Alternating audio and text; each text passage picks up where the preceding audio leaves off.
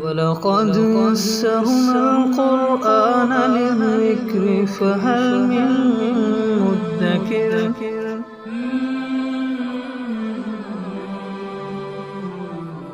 سورۃ النساء آیت نمبر 1۔ اعوذ باللہ من الشیطان الرجیم، بسم اللہ الرحمن الرحیم۔ یا ایہا الناس اتقوا ربکم الذی خلقکم من نفس واحدہ وخلق منها زوجها وبث منهما رجالا كثيرا ونساء واتقوا الله الذي تساءلون به والأرحام ان اللہ کان علیکم رقیبا۔ قرآن کریم کے جو موجودہ ترتیب ہے، اس میں پہلی سورت سورۃ الفاتحہ یہ مکی سورت ہے۔ اس کے بعد جو 4 سورتیں ہیں، بقرہ، آل عمران، نساء اور مائدہ، یہ چاروں مدنی سورتیں ہیں۔ سورۃ النساء بھی مدنی ہے اور اس کا ایک بڑا حصہ غزوہ بدر کے بعد نازل ہوا اور کچھ حصہ غزوہ احد کے بعد نازل ہوا۔ یہ وقت ایسا تھا کہ مسلمانوں کی جو ریاست تھی، سلطنت تھی، وہ نئی نئی تشکیل پائی تھی اور مسلمان اخلاقی اعتبار سے، معاشرتی اعتبار سے اور دیگر معاملات کے اعتبار سے نئے نئے احکامات نازل ہو رہے تھے۔ تو یہ جو سورۃ النساء ہے، اس کے اندر مختلف احکامات اللہ تعالیٰ نے نازل فرمائے۔ خاص طور پر عورتوں کے بہت سارے احکام ہیں، جیسے وراثت کے اندر عورتوں کا حصہ، اسی طرح اگر میاں بیوی کے آپس میں چکلش ہو جائے تو اس کے بارے میں احکامات ہیں۔ تو اس وجہ سے اس سورت کا نام ہی سورۃ النساء رکھا گیا ہے۔ اسی طرح اس کے اندر اور بھی اخلاق سے متعلق، معاشرت سے متعلق اور سفر کے اندر اگر تیمم کرنا پڑے تو اس سے متعلق، پانی ختم ہو جائے تیمم سے متعلق، اور صلاۃ الخوف سے متعلق، یعنی بہت سارے احکامات اس کے اندر اللہ تعالیٰ نے ذکر فرمائے ہیں، جو انشاءاللہ اپنے موقع پر تفصیل کے ساتھ ذکر کیے جائیں گے۔ تو بہرحال ارشاد فرمایا کہ یا ایھا الناس اتقوا ربکم، اے انسانوں ڈرو اپنے اس رب سے، خلقکم الذی خلقکم من نفس واحدہ، جس نے تم کو ایک جان سے پیدا کیا، وخلق منها زوجها، اور اسی ایک جان سے اس کا جوڑا، اس کو بھی پیدا کیا۔ اور یہاں سے مراد حضرت آدم علیہ السلام ہے کہ انہی سے اللہ تعالیٰ نے حضرت حوا علیہ السلام کو وجود بخشا، اور پھر وَبَثَّ مِنْهُمَا رِجَالًا كَثِيرًا وَنِسَاءً، اور پھر ان دونوں سے زمین کے اوپر بہت سارے مرد اور عورتوں کو پھیلا دیا۔ تو سب کی جو اصل ہے، اساس ہے، بنیاد ہے، وہ ایک ہی جوڑا ہے، اسی کے ذریعے سے سارے انسان وجود کے اندر آئے ہیں۔ اب دیکھیں اس آیت مبارکہ میں اللہ تعالیٰ فرما رہے ہیں کہ اپنے رب سے ڈرو جس نے تمہیں ایک جان سے پیدا کیا۔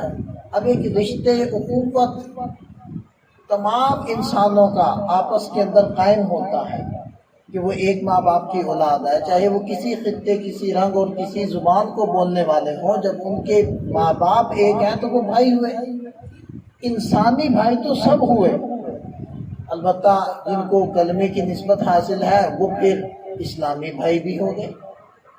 تو اصل یہ رشتہ ہمارے آنکھوں کے سامنے رہنا چاہیے۔ اب دیکھیں کہ جب ایک ماں باپ کی اولاد ہو تو پھر ایسا تو نہیں ہوگا نا کہ نسب کے لحاظ سے کوئی اعلیٰ اور کوئی ادنا، پھر تو ایک ماں باپ جب ہوئے تو نسب تو ایک ہوا۔ اس وجہ سے کسی کو یہ فوقیت دوسرے پر جتانے کی، برادری بیس پر، کاسٹ اور قوم کی بیس کے اوپر، اس کی اجازت نہیں دی گئی۔ ہاں، ان اکرمکم عند اللہ اتقاکم کا درس دیا گیا کہ تم میں سے زیادہ عزت والا وہ ہے جو متقی زیادہ ہے، اللہ سے ڈرتا زیادہ ہے، وہ اللہ تعالیٰ کے نزدیک مکرم ہے۔ یعنی معیار عمل ہے، معیار نسب اور برادری نہیں ہے۔ اور فرمایا کہ واتقوا اللہ الذی تساءلون بہ والارحام، اس اللہ سے ڈرو جس کا واسطہ دے کر تم ایک دوسرے سے اپنے حقوق کا مطالبہ کرتے ہو، یعنی جس کا واسطہ دے کر تم ایک دوسرے سے اپنے حقوق مانگتے ہو، اسی رب کا خیال کر کے تم دوسروں کے حقوق بھی تو ادا کرو۔ اب اللہ سے ڈرنے کا کیا مطلب ہے کہ جو تمہارے ذمہ حقوق ہیں وہ ادا کرو، جیسے تم اس کا واسطہ دے کر دوسروں سے حقوق مانگتے ہو۔ والارحام، اور قرابت داری، رشتہ داری یعنی صلہ رحمی، اس کا خیال کرو۔ ارحام رحیم کی جمع ہے، رحیم کہتے ہیں وہ حصہ جہاں بچہ پرورش پاتا ہے، تو چونکہ رشتوں کا تعلق وہیں سے بنتا ہے، اس لیے رشتوں کو یا رشتہ داری کو رحم سے تعبیر کر دیا جاتا ہے۔ تو صلہ رحمی رشتے کو جوڑنا، قطع رحمی رشتوں کو توڑنا، اس کے بھی یہ سارے فضائل ہیں۔ نبی پاک صلی اللہ علیہ وسلم نے ارشاد فرمایا جو شخص یہ چاہے کہ اس کے رزق میں برکت ہو اور اس کی زندگی لمبی ہو، اس کو چاہیے کہ وہ صلہ رحمی کرے۔ اور اگر میمونہ رضی اللہ عنہا نے اپنی باندی آزاد کر دی تو نبی پاک صلی اللہ علیہ وسلم نے ارشاد فرمایا کہ تم اپنے ماموں کو دے دیتے، وہ باندی۔ تو حالانکہ غلاموں کو، باندیوں کو آزاد کرنا، اس کے بہت زیادہ فضائل حدیث کے اندر وارد ہوا ہے، اور یہی وجہ تھی کہ صحابہ کرام نے بکثرت غلاموں کو آزاد کیا، اور مختلف کفارات کے اندر آپ قرآن میں دیکھتے ہیں فک رقبہ، یہ الفاظ آتے ہیں، اس کا مطلب بھی غلام کو آزاد کرنا ہے۔ لیکن آپ علیہ السلام کی اس تعلیم سے پتہ چلا کہ رشتہ داروں سے صلہ رحمی کرنا یہ غلام کو آزاد کرنے سے بھی افضل عمل، اور اس کے مقابلے میں رشتوں کو توڑنا اور آپس میں تعلقات کو ختم کرنا، اس کی وعیدیں بھی بہت زیادہ وارد ہوئی ہیں۔ ایک حدیث پاک کا مفہوم یہ نکلتا ہے کہ جو شخص قطع رحمی کرے گا وہ جنت میں نہیں جائے گا، اور دوسری حدیث پاک سے پتہ چلتا ہے کہ جو قطع رحمی کرتا ہے تو وہ اللہ تعالیٰ کی رحمت سے محروم رہتا ہے۔ تو جس قوم قبیلے میں ہے وہ قوم قبیلہ اللہ کی رحمت سے بیچارہ محروم ہو جاتا ہے اس قطع رحمی کرنے والے کی طرف سے۔ اور مسئلہ پھر یہاں یہ آ جاتا ہے کہ جی ہم تو ملنا چاہتے ہیں، ہم تو تعلقات قائم کرنا چاہتے ہیں، وہ نہیں قائم کر رہے، تو آپ ابتدا کریں، آپ سلام دعا دیں، آپ اپنی طرف سے قدم بڑھائیں، ہاتھ بڑھائیں۔ اگر وہ ہاتھ نہیں بڑھاتے اور وہ تعلقات قائم نہیں کرتے تو پھر وہ ساری ذمہ داری ان کی طرف چلی جائے گی اور آپ سبکدوش ہو جائیں گے، لیکن آپ ہاتھ لازمی بڑھائیں۔ ان اللہ کان علیکم رقیبا، یقیناً اللہ تعالیٰ تمہارا نگہبان ہے، تمہاری نگرانی کر رہا ہے، نگران ہے، تم سب اللہ کی نظر میں ہو۔ یہ دیکھیں کہ یہ مفہوم، یہ عقیدہ تقوی کی جان ہے۔